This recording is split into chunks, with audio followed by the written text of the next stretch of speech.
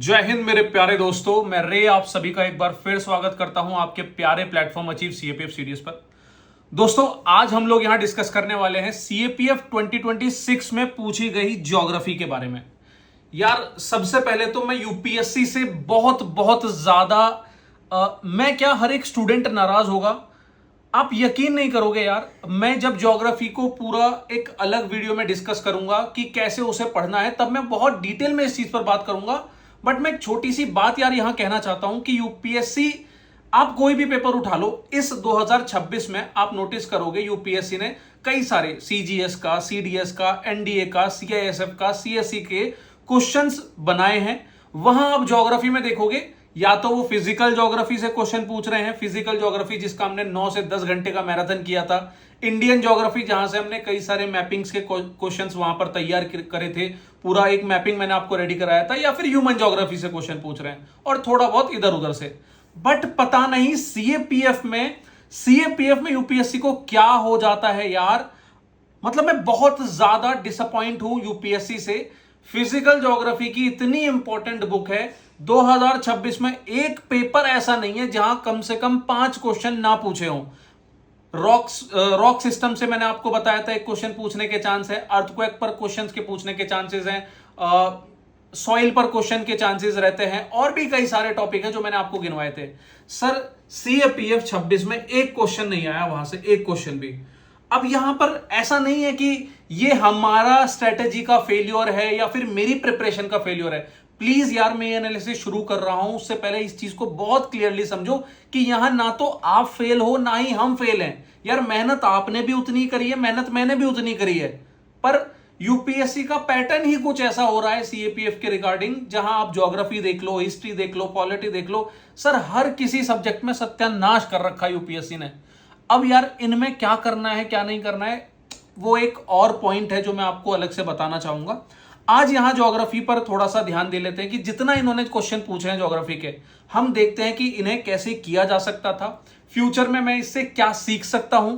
आप में से बहुत बच्चे होंगे 2027 के लिए ये समझना चाहते होंगे कि यार ज्योग्राफी में क्या पढ़ा जाए। जहां एनसीईआरटी की बात है, सर एनसीईआरटी में आप देखोगे 2-3 क्वेश्चन, हार्डली ज्योग्राफी जैसी चीज हिस्ट्री में कभी ऐसा होता था कि सर 2-3 क्वेश्चन पूछे जाते थे, आज वो ज्योग्राफी में भी होते हुए दिख रहा है। तो बड़े दुख की बात है यार। एनालिसिस शुरू करते हैं, एक एक करके मैं आपको समझाता हुआ जाता हूं। और बहुत सारे बच्चे मेरे नोट्स भी फॉलो करते हैं, तो उनका भी एक डाउट होगा कि सर आपके नोट्स भी मैंने फॉलो किए हैं, क्या वहां से क्वेश्चन आए हैं या नहीं आए हैं। तो यार देखो, जिसने अच्छे से किया है उसको क्वेश्चंस दिख जाएंगे, जिसने अच्छे से नहीं किया है वो सवाल उठाएगा और आकर मेरी ये वीडियो देख लेगा, वहां उसे क्लियरिटी मिल जाएगी कि सर के क्वेश्चन पूछे हैं या नहीं पूछे हैं। ठीक है, अब देखो ये पूरा एक एनालिसिस है जो मैं आपको करके दूंगा। टोटल 15 क्वेश्चन पूछे हुए हैं आपके ज्योग्राफी में, ये 15 क्वेश्चन पूछे हुए हैं, कितने डुएबल थे, कितने पर आप एक एलिमिनेशन लगाकर कर सकते थे और कितने बहुत डिफिकल्ट थे, ये सारा जो आपका एनालिसिस है यहां पर आपको देखने को मिल जाएगा। ठीक है, पहले क्वेश्चन से शुरू करते हैं। क्वेश्चन नंबर 1 है सर आपका, पोर्ट से रिलेटेड क्वेश्चन आया है, consider the following statement with respect to the port. अब पोर्ट पर सर ये जो क्वेश्चन पूछा है ना, मतलब बहुत ही अच्छी बात मैं कहूंगा कि यूपीएससी ने बेशक एनसीईआरटी टच नहीं करी है, बट प्रीवियस ईयर क्वेश्चन को भूला नहीं है। एनसीईआरटी लिमिटेड करी है तो पीवाईक्यू भी अच्छे खासे बढ़ा दिए हैं। अब ये वाला क्वेश्चन देखो सर, पोर्ट का, पोर्ट इन इंडिया, यहां 12 मेजर पोर्ट की बात हो रही है। बहुत सारे बच्चे कह रहे हैं कि सर ये 12 नहीं 13 होगा। आपका कंफ्यूजन जायज है, बट यहां पर समझो कि कह क्या रहा है, 12 मेजर पोर्ट इन ऑपरेशन। ठीक है, ऑपरेशन की बात हो रही है। आप कहीं पर भी यूपीएससी जो गवर्नमेंट साइट है वहां पर आप नोटिस करेंगे या फिर कहीं पर भी पढ़ेंगे तो आपको पता चलेगा ये ऑफिशियल ऑपरेशनल पोर्ट्स 12 हैं, ना कि 13। ये ध्यान में रखना। तो ये आपका राइट स्टेटमेंट है। दूसरा स्टेटमेंट कह रहा है कि मेजर पोर्ट एडमिनिस्ट्रेशन जो कंट्रोल किया जाता है वो करती है ministry of port, shipping and waterways, जबकि नॉन मेजर पोर्ट जो है जुरिस्डिक्शन में स्टेट मेरीटाइम बोर्ड्स और स्टेट गवर्नमेंट के जुरिस्डिक्शन में होता है। तो सर ये भी बिल्कुल स्टेटमेंट सही है, 1, 2 दोनों ही सही है, आंसर होगा बोथ। अब मैं ये क्यों कह रहा हूं कि सर ये सर आपका बहुत आसान क्वेश्चन मैं कहूंगा, अगर आपने गलत किया है तो सर आपकी गलती है, आप बिल्कुल तैयार नहीं हो इस एग्जाम के लिए। बुरी लगेंगी मेरी बहुत सारी बातें, बट यार ये मैं जरूर कहूंगा, क्योंकि आप अगर ये मेरी बातें नहीं सुनोगे तो भाई जरूर फेल होते चले जाओगे। ऐसे क्वेश्चन अगर आप छोड़कर आ रहे हो, ऐसे क्वेश्चन आप गलत करके आ रहे हो, तो बहुत बुरी हालत है भाई आपकी। ये देखो क्वेश्चन, सीएपीएफ 2022 का पेपर है। देखो सीएपीएफ 2022 के पेपर का पूरा पेज मैंने यहां पर लगाया है। क्वेश्चन नंबर आपका 117 सेट ए है। 117 सेट ए, पहला पॉइंट कह रहा है कि there are 4 major 25 minor sea port. तो क्या सर 4 मेजर हैं? तो ये स्टेटमेंट तो गलत है यहां पर। फिर कह रहा है कि जो मेजर पोर्ट है वो एडमिनिस्ट्रेशन करती है ministry of port and shipping, और जो माइनर पोर्ट है वो स्टेट मैरीटाइम बोर्ड या स्टेट गवर्नमेंट उसे अंडर जुरिस्डिक्शन में करती है। ठीक है, यहां पर अब यहां पर देखो, यही पहला स्टेटमेंट आपका यहां करेक्ट करके इन्होंने दे दिया, नीचे के 2 स्टेटमेंट मिक्स करके एक बड़ा अच्छा खासा स्टेटमेंट बना दिया, और 2 स्टेटमेंट का एक नया क्वेश्चन इन्होंने तैयार कर दिया। क्या सर ये बिल्कुल लाइन बाय लाइन आपके पीवाईक्यू से पूछा है या नहीं पूछा है? ठीक है, क्लियर है सर, पीवाईक्यू है एकदम हूबहू, गलत नहीं होना चाहिए था। अब कुछ बच्चे ऐसे हैं कि सर ऐसा कुछ भी दिखा दो जो आपके नोट से आया हो। कुछ के मैं कमेंट्स पढ़ रहा था कि सर आपके नोट से तो एक क्वेश्चन नहीं आया। भाई देखो यार, प्लीज हाथ जोड़ के आप लोगों से निवेदन है, नोट्स अगर खरीदे हैं तो भाई पढ़ो, प्लीज पढ़ो यार। इस नोट्स पर इतनी मेहनत लगी है, इतनी मेहनत लगी है, आप सोच भी नहीं सकते। इसका एक एक पेज सर 3-3 4-4 दिन में तैयार हुआ है, बहुत रिसर्च के बाद। आप नहीं समझोगे क्योंकि आपको करी कराई चीजें मिल रही हैं। तो मैं बस इतना कहूंगा कि यार इसे पढ़ो। अब यार देखो, ये वाला जो पोर्ट का रिलेटेड क्वेश्चन है, पोर्ट्स के इस बारे में आपकी एनसीईआरटी में कहीं कोई जिक्र नहीं है, कहीं पर भी। पर मैं आपको दिखाता हूं, आपकी देखो, अब ये पोर्ट से रिलेटेड मैं आपके नोट्स में दिखाता हूं कि ये 4 पेज मैंने मेजर पोर्ट और इंटरनेशनल ट्रेड से रिलेटेड जो पोर्ट्स के टर्म्स होते हैं वो सब मैंने नोट्स में डाले हैं, सब कुछ।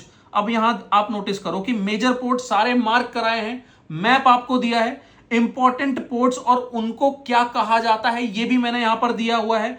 कुछ एक्सपोर्टिंग पोर्ट हैं जो इंपॉर्टेंट है, आपके पीवाईक्यू में पूछे जाते हैं, वो मैंने आपको दिया है।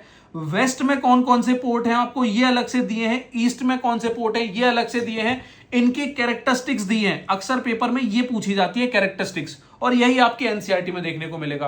पर जो क्वेश्चन पूछा है वो नहीं मिलेगा। पर ये जो मैंने आपको नोट्स दिखा रहा हूं सर, ये आपके पीवाईक्यू को मिक्स करके नोट्स मैंने तैयार किए हैं। अब यहां आप नोटिस करोगे, ये देखो पहला पॉइंट यहां पर जहां मैंने पोर्ट का डिस्कशन शुरू किया है, 12 मेजर पोर्ट हैं, 200 माइनर पोर्ट हैं, और ये मेजर पोर्ट का जुरिस्डिक्शन किसके पास है? Ministry of port shipping and waterways. और माइनर पोर्ट्स का किसके पास है? Respective state government. सर दोनों ही चीजें देखने को मिल गई। अब जो बच्चे आंख बंद करके जो ये कह रहा है कि सर ये क्वेश्चन कहां से आ गया, ये डिफिकल्ट है, ऐसे क्वेश्चन को आप अगर ये कह रहे हो कि सर ये डिफिकल्ट क्वेश्चन है, तो मैं जरूर कहूंगा कि यार कहीं ना कहीं तो आप लैग कर रहे हो। ठीक है, तो भाई ये रहा आपकी नोट से क्वेश्चन, ये आपका प्रीवियस ईयर क्वेश्चन भी मैंने दिखा दिया। क्वेश्चन इजी था, बहुत ज्यादा डिफिकल्ट नहीं कहूंगा। अब आ जाओ next question, straight of Hormuz connects. अब अगर ये क्वेश्चन भी आप डिफिकल्ट कहोगे सर, मैं यहां पर भी आपको कहूंगा कि तैयारी बिल्कुल ठीक नहीं है। सीएपीएफ 2026, मैंने क्या कहा था कि पेपर देने से पहले, 26 का पेपर देने से पहले 5 साल के सीएपीएफ के पेपर और जो सीएससी सीडीएस एनडीए इस बार हुआ है 26 में, वो पेपर देखकर जाना, वहां से रिलेटेड जो कॉन्सेप्ट है तैयार करके जाना। अब देखो यार, यहां पूछा है इन्होंने स्ट्रेट ऑफ हॉर्मुज। ठीक है, ये स्ट्रेट ऑफ हॉर्मुज पूछा है। आई नो आप में से बहुत बच्चों ने कर लिया होगा, आसान है, बट मैं इसके पीछे की और हिंट दिखाता हूं। ये सीएससी 2026 का पेपर हुआ है, अभी हाल ही में हुआ है, 1-1.5 महीने पहले आपसे, आपके सीएपीएफ से।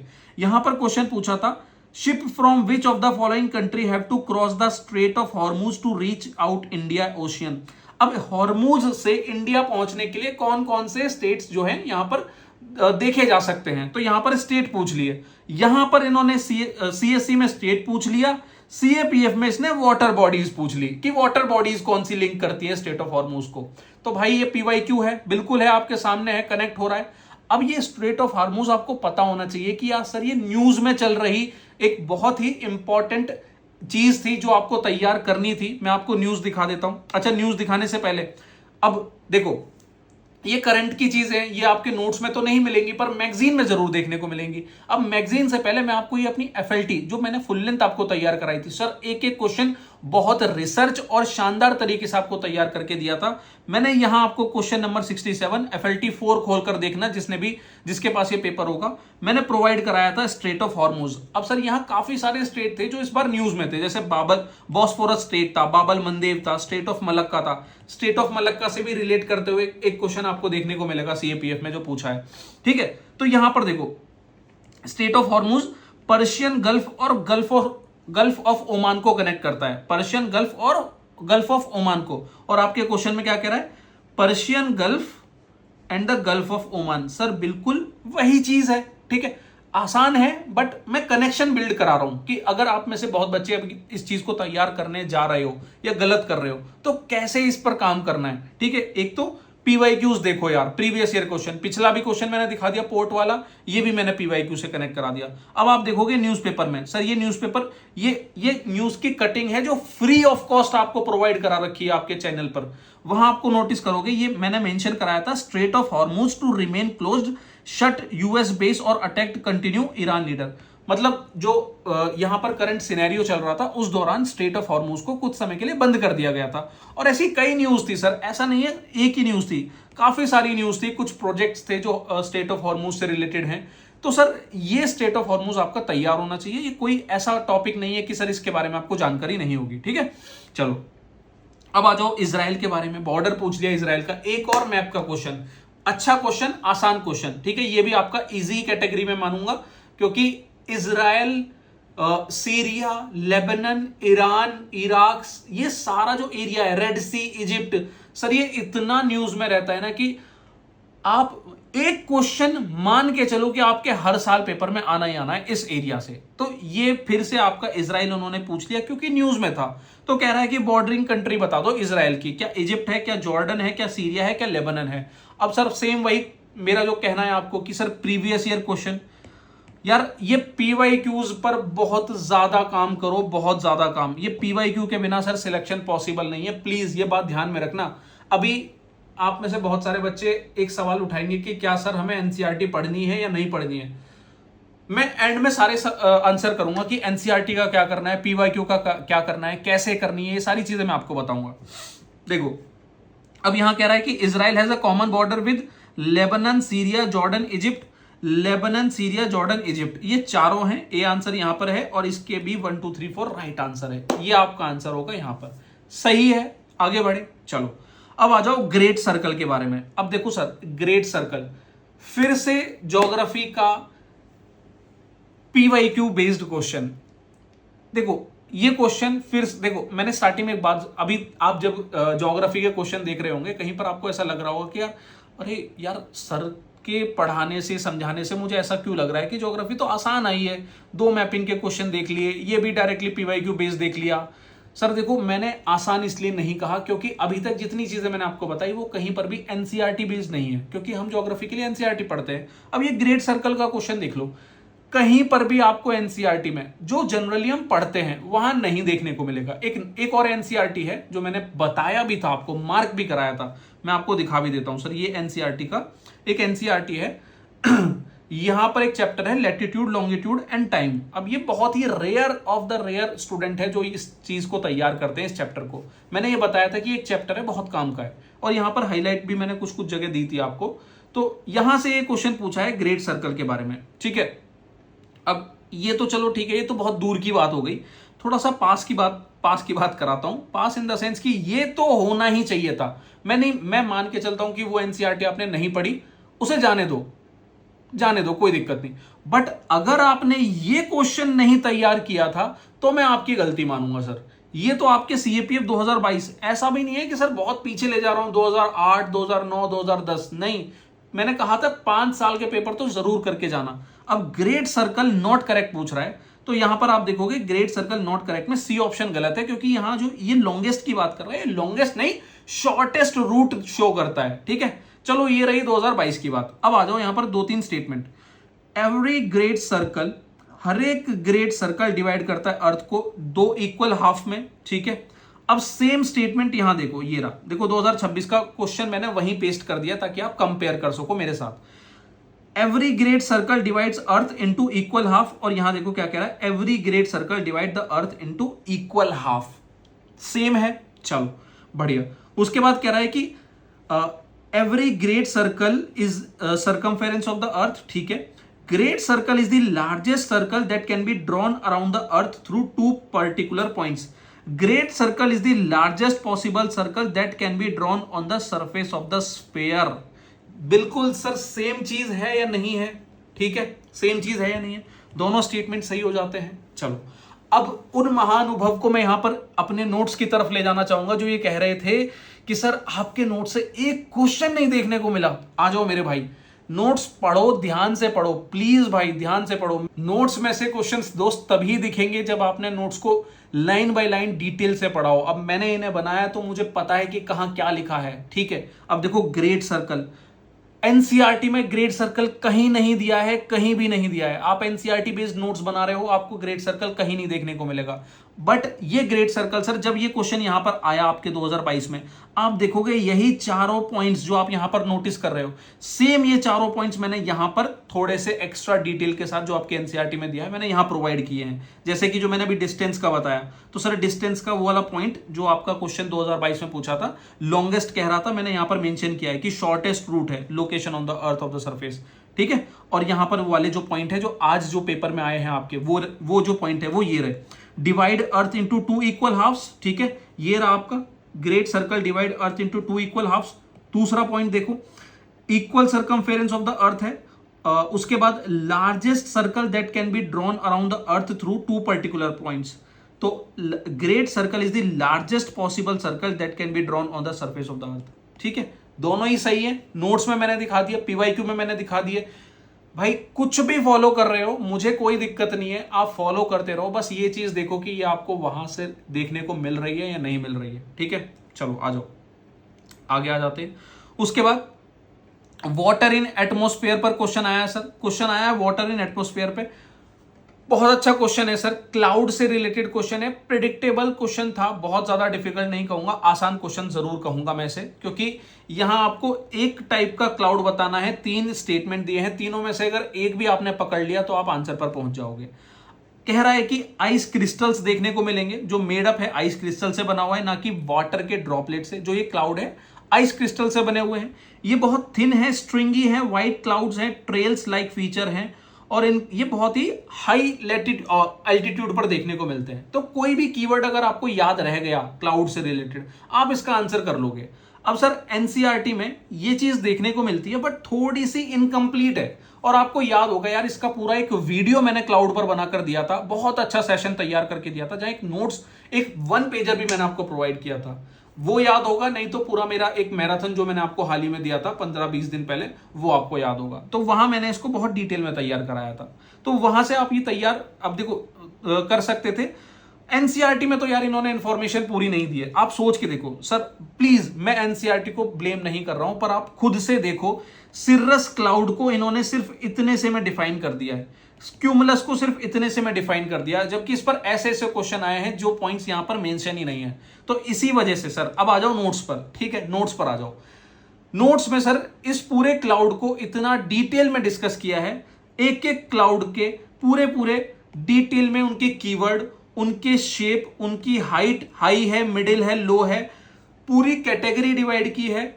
यहां पर बहुत इंपॉर्टेंट जो क्लाउड है वो अलग से लिखे हैं, और लास्ट में पूरा एक 1 पेजर दिया है सर। ये वाला जो पेज देखोगे ना, इसमें तो मतलब पूरा का पूरा क्लाउड ही तैयार करा दिया है आपका, आपको परेशान होने की दिक्कत ही नहीं होने दिया मैंने। अब यहां पर इसके आंसर पे भी आ जाओ एक बार। सिर्रस क्लाउड कह रहा है, ठीक है, देखो इसका आंसर सिर्रस है। मैं डायरेक्ट इसके सिर्रस के कीवर्ड पर लेकर जाता हूं। इसने कहा आइस क्रिस्टल होना चाहिए, तो सर यहां है हमारा आइस क्रिस्टल, कहां है, हाँ, made entirely of ice crystal, और यहां क्या कह रहा है, made up of ice crystal, बिल्कुल सही है। उसके बाद कह रहा है कि they are thin stringy white cloud trail like feather जैसे दिख रहे हैं। तो यहां पर देखो थिन है, डिटैच्ड है, फेदरी अपीयरेंस है, ये रहा आपका स्टेटमेंट 2, ठीक है। मार्स टेल्स देखने को मिलती है यहां पर, ये रहा आपका स्टेटमेंट 2। स्टेटमेंट 3 में कह रहा है कि they are high altitude clouds. अब हाई एल्टीट्यूड हमारा ये रहा, 8 से 12 किलोमीटर हाई एल्टीट्यूड पर देखने को मिलता है। तो हमारी बात किसकी हो रही है, सिर्रस क्लाउड की हो रही है। बिल्कुल कनेक्टेड हो सर, मेरे साथ हो, ठीक है। नोट्स में भी चीजें दिख रही हैं, इजी नहीं है, एनसीईआरटी में भी मैंने आपको ये चीज दिखा दी है, ठीक है। सॉरी, इजी नहीं कह रहा हूं, मतलब इजी है, डिफिकल्ट नहीं है, इजी क्वेश्चन है, ठीक है। अगर आपने चीजें ढंग से पढ़ी हैं तो आप ये इजीली कर ले जाओगे। अब ये वाला पेज देखो, थोड़ा सा इसे रोटेट कर लेता हूं मैं, ऐसे दिखाई नहीं देगा आपको, ठीक है। ये 1 पेजर मैंने आपको प्रोवाइड कराया था, इसमें प्रॉपर उनकी हाइट को ध्यान में रखते हुए, उनके शेप को ध्यान में रखते हुए एक कैटेगरी डिवाइड करी थी पूरी टेबल फॉर्मेट में। आप ध्यान से अगर भाई पढ़ोगे ना, प्लीज यार ध्यान से अगर नोट्स को पढ़ोगे आपको चीजें दिखेंगी। मैं नहीं कहता, देखो यार सीधी सी बात है, मेरे नोट्स में वो चीजें बिल्कुल नहीं होंगी जो आपकी एनसीईआरटी में भी ना हो और पीवाईक्यू में भी ना हो। ध्यान से सुनना मेरी बात, अभी ऐसे क्वेश्चन भी आएंगे जहां पर ना तो वो पीवाईक्यू में मेंशन है ना ही एनसीईआरटी में मेंशन है, तो सर मैं कहां से लाऊंगा अपने नोट्स में वो क्वेश्चंस, कहां से ऐड करूंगा? आप ही बताओ, क्या सोर्स, मतलब कहां से लाऊंगा मैं? पर जो क्वेश्चन आपके पीवाईक्यू में है बट एनसीईआरटी में नहीं है, तो वो तो मैं दिखा ही रहा हूं, और इससे बड़ी चीज क्या लोगे? ठीक है, चलिए ये चीज हो गई, आगे बढ़े। अब देखो नेक्स्ट क्वेश्चन हमारा, अब सर ये मैपिंग बेस्ड क्वेश्चन है, एक और क्वेश्चन थोड़ा सा खास क्वेश्चन, ये आपके ज्योग्राफी का मैं कहूंगा सबसे डिफिकल्ट क्वेश्चन मेरे को लगा, मुझे लगा ये सबसे डिफिकल्ट है। ये एक तो क्वेश्चन यहां पर डिफिकल्ट दो तरीके से है, क्योंकि जो इन्होंने पूछा है वो आसान नहीं पूछा है। आपने वाटर बॉडी पूछी और उसके आइलैंड पूछे, और आइलैंड ऐसे भी नहीं कि बहुत नोन आइलैंड हो, ये ऐसे आइलैंड है कुछ आपके करंट अफेयर में भी रिलेटेड थे, कुछ पुराने भी हैं, तो वो इन्होंने यहां पर पूछे हैं। अब अच्छा, करंट अफेयर में कैसे, जैसे ये काशिम है, अब यहां देखो ये काशिम मैंने आपको प्रोवाइड कराया था ब्रह्मास्त्र मैगजीन में, ठीक है। ये काशिम आइलैंड आपका स्ट्रेट ऑफ हॉर्मुज और पर्शियन गल्फ के आसपास देखने को मिलता है, तो ये अरेबियन सी नहीं होगा, पर्शियन गल्फ होगा। अब मैं कहता हूं कि सर मान लो आपने ब्रह्मास्त्र पढ़ी है और एक दो इसमें से जो आइलैंड है वो सही कर भी लिए, तो अभी आप देखोगे इसके ऑप्शन में क्या दिया है, इसने पूछा है कि 1 सही है, 2 सही है, 3 सही है, 4 सही है। सोचो आप एलिमिनेशन भी नहीं लगा सकते हो अगर आप गलती से एक आधे ऑप्शन को पकड़ भी लो, तो भाई इसीलिए ये क्वेश्चन बहुत ज्यादा डिफिकल्ट हो जाता है। मेरे हिसाब से सबसे डिफिकल्ट क्वेश्चन है ज्योग्राफी का, तो इसे मैं सबसे डिफिकल्ट कैटेगरी में रख के हटाता हूं। अगर आपने नहीं किया कोई बात नहीं, वैसे आंसर इसका 1 और 2 है, मतलब 2 ऊपर के सही है, बाकी नीचे के गलत है, ठीक है। आगे बढ़ते हैं, अब आ जाओ सर साइक्लोन पर based question, cyclone in India.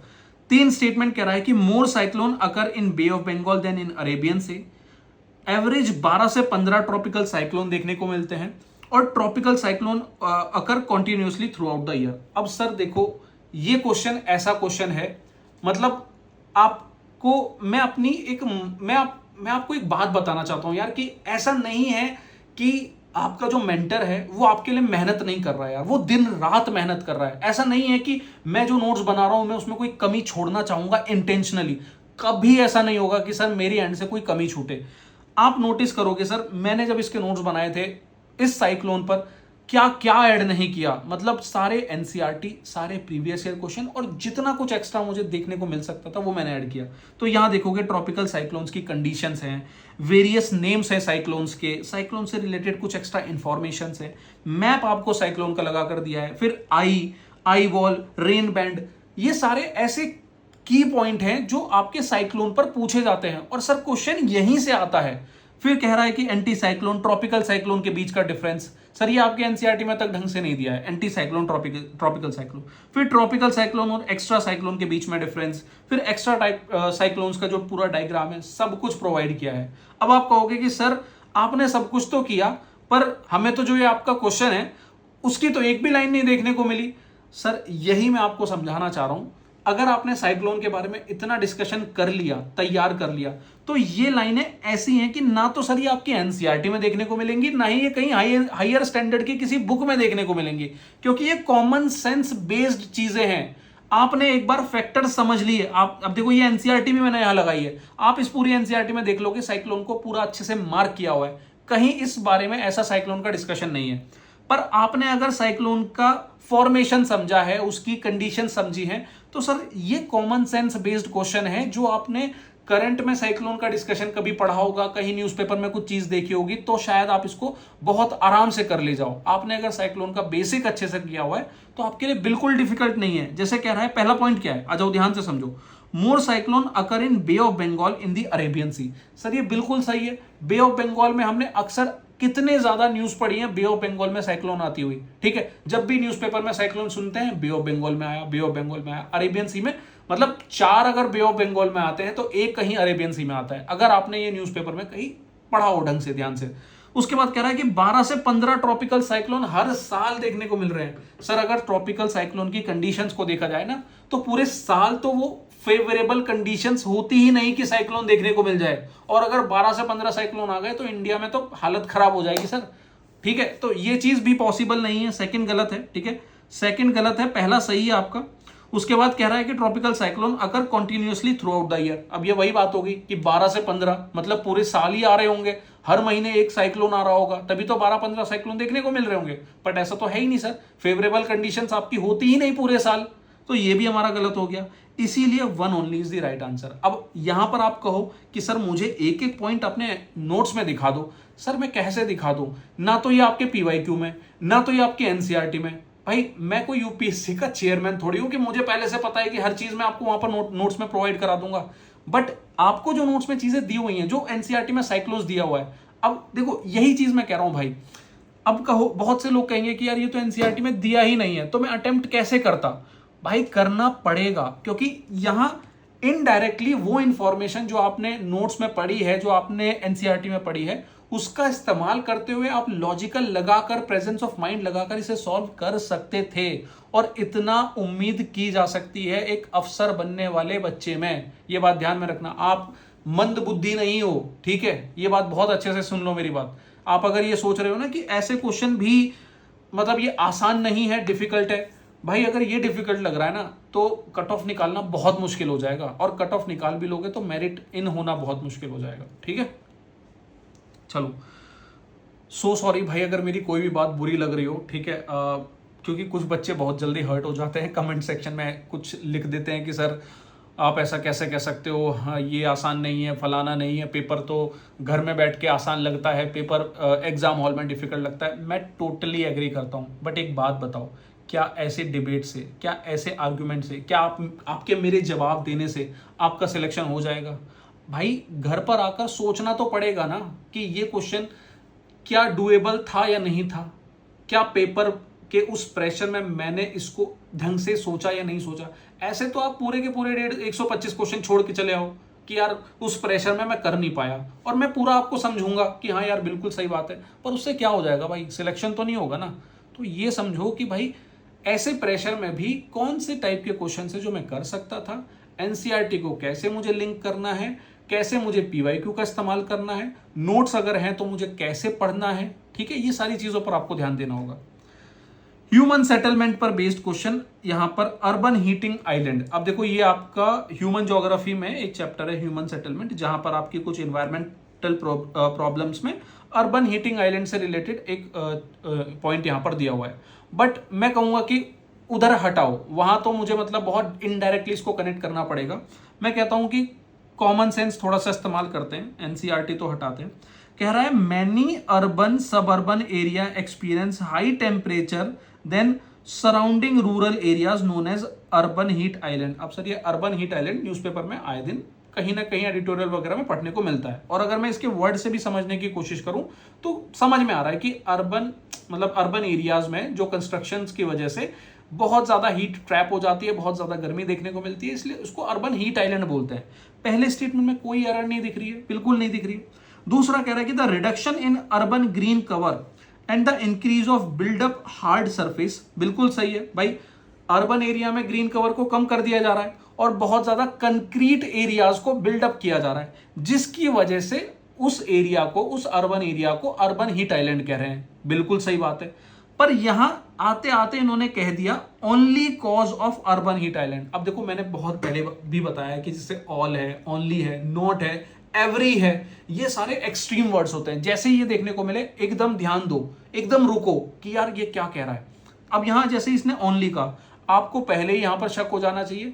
दूसरा, थोड़ा सा ध्यान दोगे तो आपको समझ में आएगा कि सिर्फ यही कारण थोड़े ही है, ओनली सिर्फ यही कारण है क्या, एंथ्रोपोजेनिक रीजंस भी तो हैं, ठीक है, बहुत सारे रीजंस हैं इसके अर्बन हीट आइलैंड होने के। तो हमारा सेकंड हटा लो, तो 1 इज द राइट आंसर, ठीक है। 81 का समझ में आया, मतलब इजी तो मैं कहूंगा यार इजी ही है, अगर लॉजिक वगैरह थोड़ा ढंग से लगा लो, ठीक है। चलो, उसके बाद आइलैंड से रिलेटेड है, अंडमान निकोबार आइलैंड पर क्वेश्चन आया है।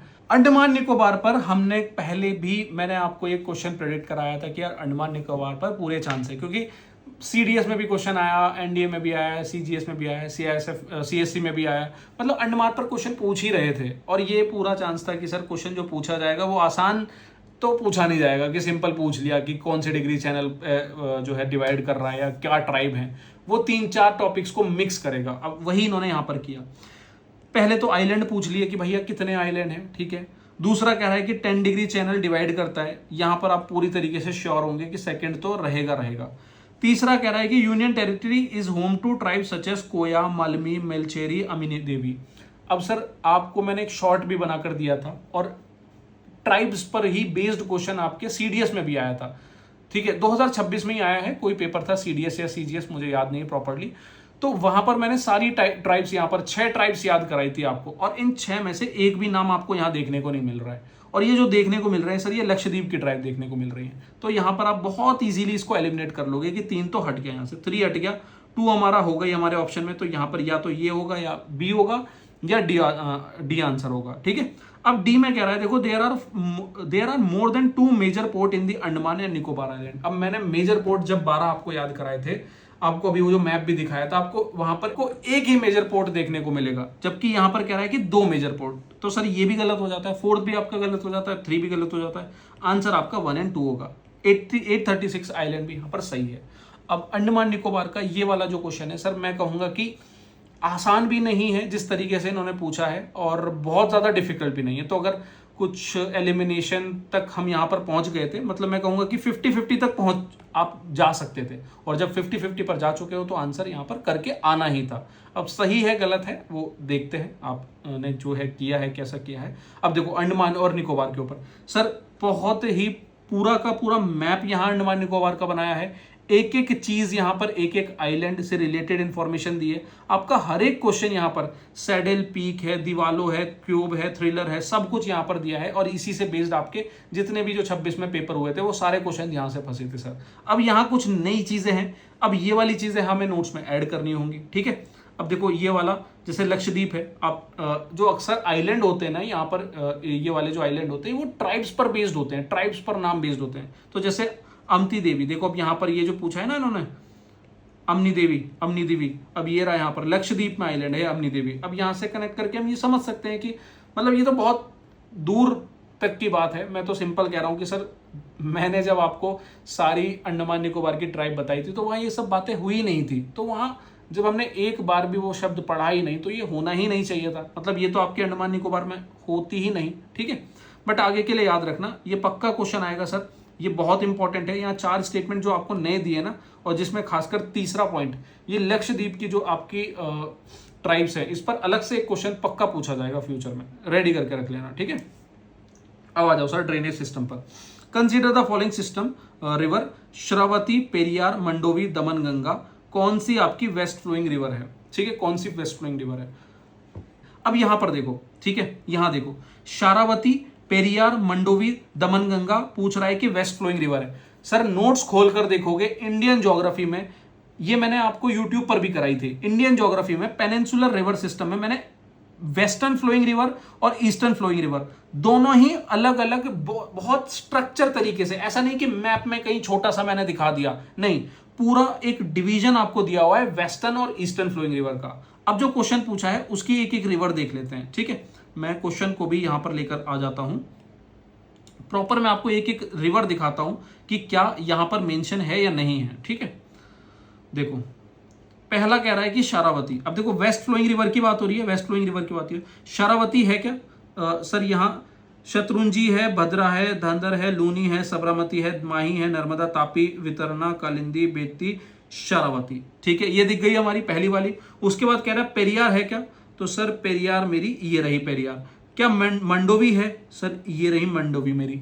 तीनों रिवर मैंने दिखा दी। उसके बाद आ जाती है बात दमन गंगा पर। अब सर ये दमन गंगा मेरे नोट्स में नहीं है, ठीक है। क्यों नहीं है, मैं फिर से कहूंगा कि सर ये नोट्स मैंने बनाए हैं आपके एनसीईआरटी, आपके प्रीवियस ईयर क्वेश्चन, और जितना मेरे पास जो मेरी नॉलेज है, जितने मैंने इधर उधर चीजें देखी हैं वहां से। अब ये दमन गंगा सर मैंने कहीं नहीं देखा, ठीक है, आप भी उठाकर एनसीईआरटी देख लो, आप भी बहुत हाई स्टैंडर्ड कुछ निकाल लोगे तो निकाल लोगे, वो एक अलग बात है।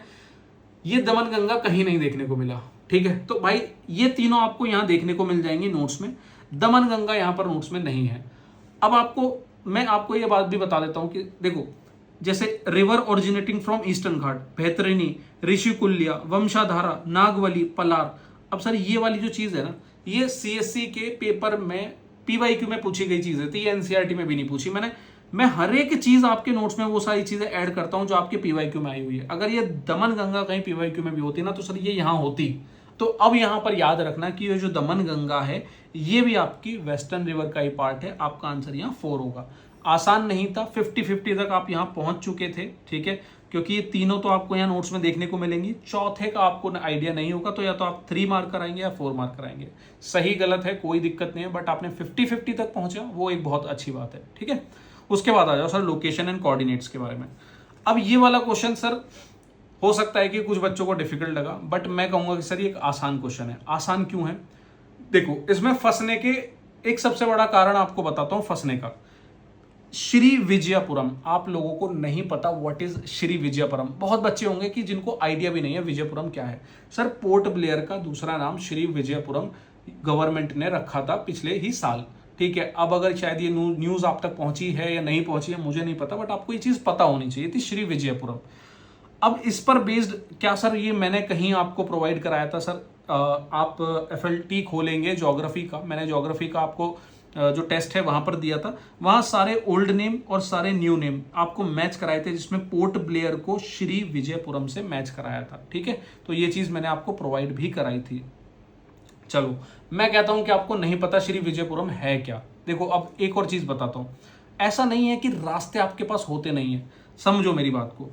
मैं कहता हूं कि आपको नहीं पता कि श्री विजयपुरम है क्या, आंसर तक कैसे पहुंचते हैं ये समझो।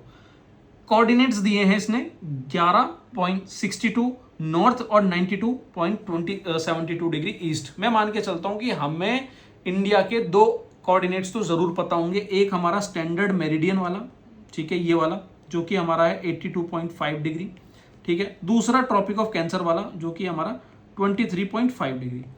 इतना तो यार एटलीस्ट मुझे पता ही होगा, मैं मान के चलता हूं, ठीक है। अब यहां पर पहले कह रहा है कि चंडीगढ़, देखो पहले तो चंडीगढ़ को एलिमिनेट करो।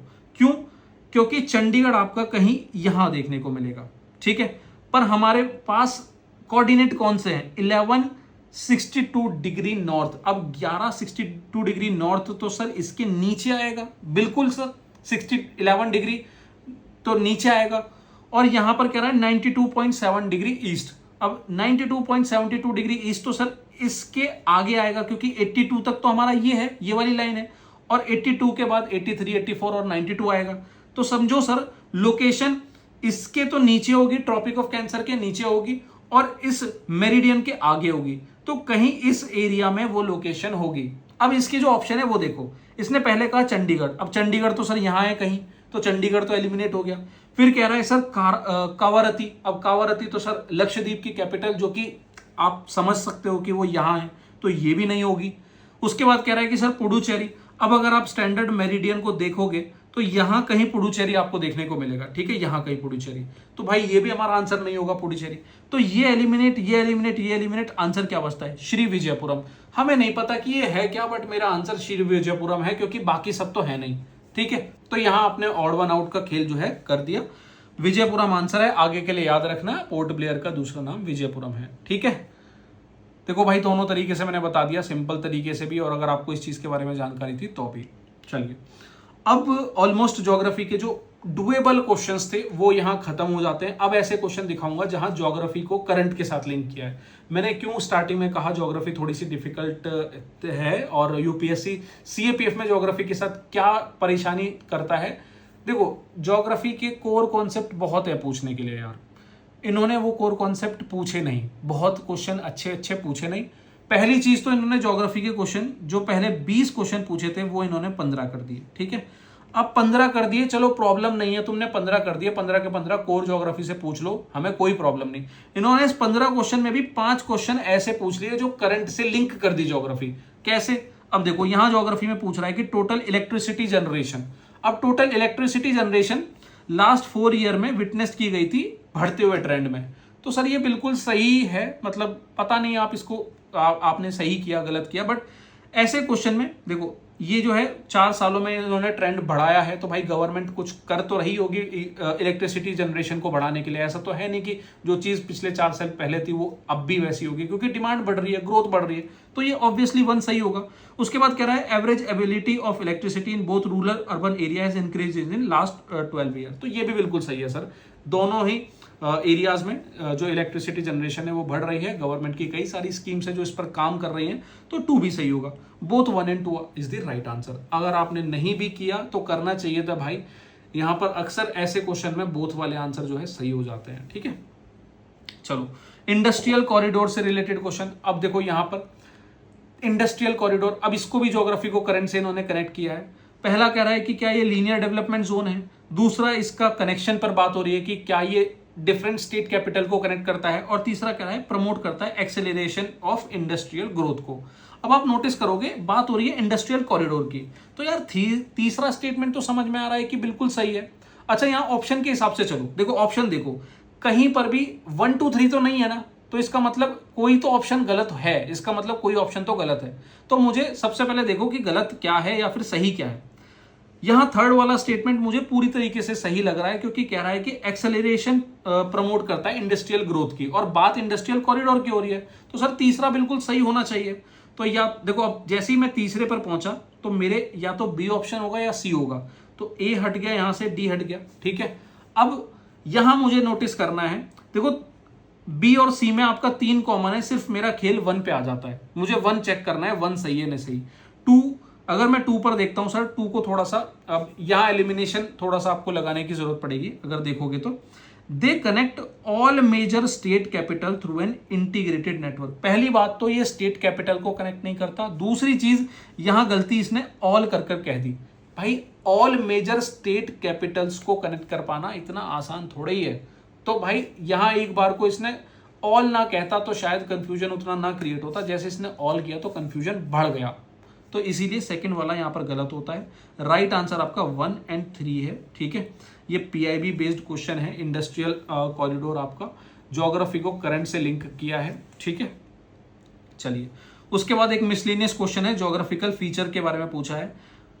4 स्टेटमेंट दी है, कह रहा है कि मैं कौन सी लोकेशन की बात कर रहा हूं। क्वेश्चन मेरे हिसाब से तो भाई आसान नहीं है, मैं तो इसे डिफिकल्टी मानूंगा। क्यों मानूंगा? क्योंकि इसका राइट आंसर आपका गैलेथिया बे है। अब ये गैलेथिया बे, पहली बात तो कहीं जाकर कभी शायद ये कहीं करंट अफेयर में सुना हो, नहीं तो इसके बारे में उतनी जानकारी आपको शायद नहीं होगी, ना आपने एनसीईआरटी में देखा होगा, ना आपने कहीं पीवाईक्यू में देखा होगा। ठीक है, मैंने देख लिया, कहीं पर भी ये मेंशन नहीं था। तो आगे के लिए ध्यान रखना, क्लोज प्रॉक्सिमिटी की बात हो रही है, मलक्का स्ट्रेट के कहीं ना कहीं आसपास ये लोकेशन है। गवर्नमेंट इंडिया यहां प्रपोज कर रही है international container transshipment port in this region. ऐसे रीजन में आपको इंडेंजर्ड लेदरबैक सी टर्टल देखने को मिलेंगे, काफी डेंस फॉरेस्ट, रिच कोरल और सी ग्रासेस देखने को मिलेंगे। तो सर आसान नहीं था, गैलेथिया बे इसका राइट आंसर है। सबसे डिफिकल्ट में मैं आपको यहां बता दूं, एक तो ये क्वेश्चन है सबसे डिफिकल्ट जो मुझे लगा, और दूसरा एक आइलैंड वाला जो क्वेश्चन था मैंने आपको बताया, जहां ऑप्शन में भी 1 2 3 4 दे रखा था। ये क्वेश्चन ऐसे थे कि सर यहां एलिमिनेशन लगाना भी मतलब बहुत मुश्किल था, और यहां मैं कोई एक तुक्का भी नहीं लगा सकता तो ये मेरे हिसाब से 2 क्वेश्चन थे ज्योग्राफी के जो सबसे डिफिकल्ट थे। उसके बाद ज्योग्राफी का लास्ट क्वेश्चन नंबर 15 जीपीएस से रिलेटेड है। GPS uses signal from network of satellite to determine the position on the earth. अगर ये स्टेटमेंट आप समझोगे, जीपीएस बेसिक सी चीज है, जीपीएस अगर आपको पता होगा तो यार ये फर्स्ट तो आप सही कर ही ले जाओगे।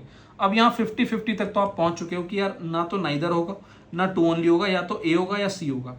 अब यहाँ कह रहा है कि GPS receiver calculate the distance from satellite to triangulate the exact location by the use of latitude. मुझे नहीं पता आपने इसका आंसर क्या किया है, बट अगर 50-50 तक पहुंच चुके हो तो आपको आंसर करके आना चाहिए था।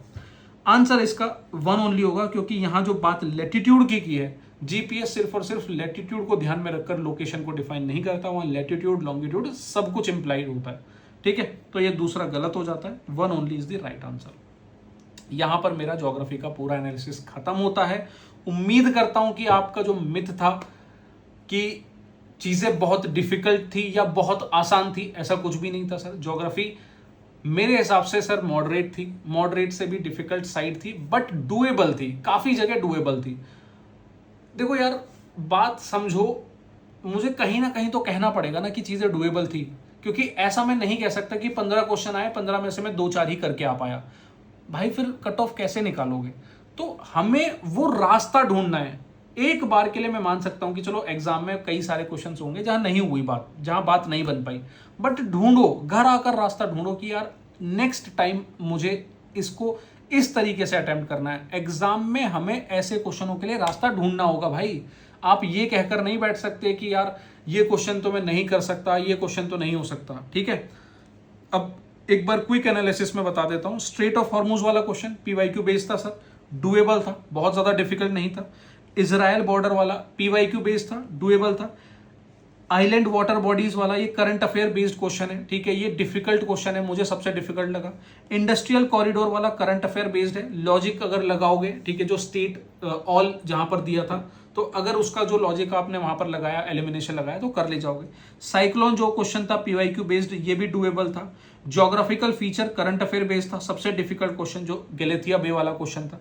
ग्रेट सर्कल पीवाईक्यू बेस्ड था सर। पीवाईक्यू के क्वेश्चन अगर गलत हो रहे हैं तो भाई तैयारी बिल्कुल सही नहीं है, पीवाईक्यूज को बहुत अच्छे से तैयार करो।